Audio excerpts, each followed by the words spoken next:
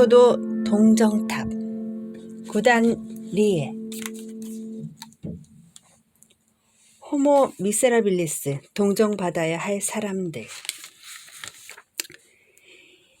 이 책의 제2장에는 A씨라는 분의 인터뷰가 실려 있습니다.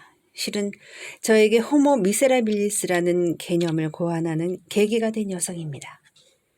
A씨는 절도죄, 건조물 침입죄, 사기죄로 징역형을 선고받고 현재 여자교도소에서 복역 중인 수감자입니다.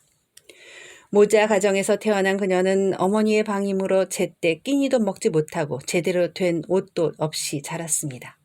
몸이 성장해도 줄곧 같은 사이즈의 옷을 잡아당겨 느려서 입었기에 초등학교에서는 심한 괴롭힘을 당했습니다. 용기 내어 담임 선생님에게 상담해도 왜 같은 옷만 입고 오느냐? 왜 엄마한테 옷을 사달라고 하지 않느냐?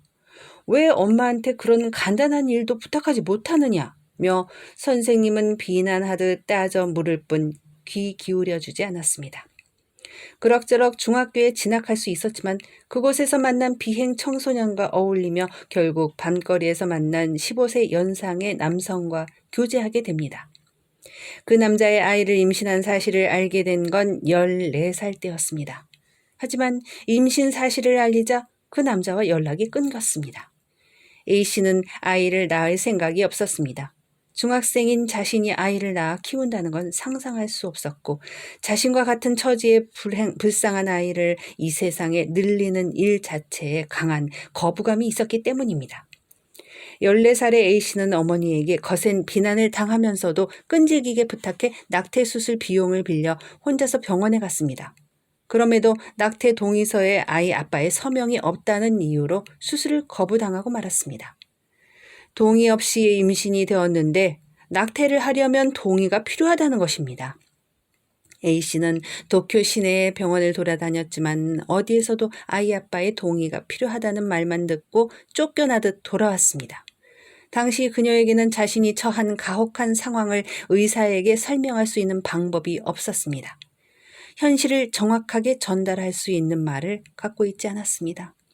그리고 23번째 병원에서 수술을 거부당했을 때 모든 것을 체념하고 어떻게 죽을지를 생각하기 시작합니다. 그럼에도 결국 결심을 굳히지 못한 채 그녀는 15번째 생일이 지나고 며칠 뒤 자택 욕조에서 아들을 출산했습니다. A씨는 아이를 키우기 위해 수단을 가리지 않았습니다.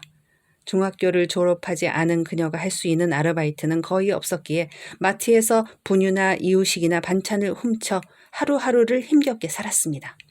도둑질에 익숙해지자 밤거리에서 알게 된 친구들과 함께 훔친 상품을 인터넷으로 팔아 생활비를 조달했습니다. 죄책감은 없었습니다. 죄책감은커녕 자신을 학대하고 차별한 사회에 복수했다는 일종의 우월감을 느꼈습니다. A씨는 무엇보다도 우선 아들에게 좋은 옷을 많이 입혀주고 싶었다고 합니다. 어디에 가더라도 부끄럽지 않을 고급 브랜드 옷을 입혀 당당하고 자신감 있게 거리를 활보할 수 있게 해주면 자신 같은 엄마 밑에서 태어난 것도 기뻐해 주지 않을까 그렇게 생각했다고 합니다. A씨를 처음 면회했을 때 그녀는 이렇게 말했습니다. 저는 분명 법을 위반했습니다. 피해를 입은 분들에게는 죄송하게 생각하고 있습니다. 하지만 저를 범죄자로 만든 게 저 자신뿐인가요?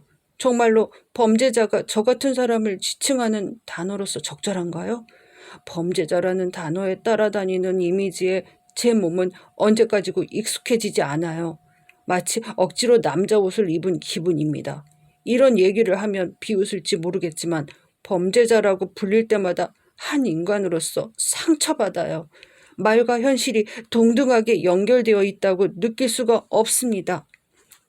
저는 A씨의 말이 맞다고 생각했습니다. 범죄자가 되는 이유를 개인의 인격과 의지, 박약 등에서 찾는 건 이제 전혀 과학적이지 않습니다. 말과 현실이 크게 괴리되어 있는 것이죠. 저는 스스로를 우수한 인간이라고 자만하며 범죄자를 한 묶음으로 배척하는 사람이 훨씬 더 죄가 깊고 냉정함이 부족하다고 생각합니다. 만약 당신이 정말로 자제력 있고 지능이 높고 훌륭한 인격의 소유자라면 자신과 다른 환경에서 태어난 이를 존중하고 진정으로 동정할 수 있을 겁니다. 그들을 동정하는 일이야말로 행복한 특권을 갖고 태어난 호모펠릭스의 의무 아닐까요? 이것이 30년에 걸쳐 인간의 행복에 대해 계속 고민해온 제가 확신을 갖고 제시할 수 있는 결론입니다. 이 세상에 태어난 생명은 출신이 어떻든 똑같이 존귀한 존재입니다. 태어나길 잘했다라고 마음속으로 느낄 수 있는 시간에 모든 사람이 평등하게 누리는 세상이 되면 좋겠습니다. 제 바람은 그뿐입니다. 인간은 모두 행복해지기 위해 태어났으니까요.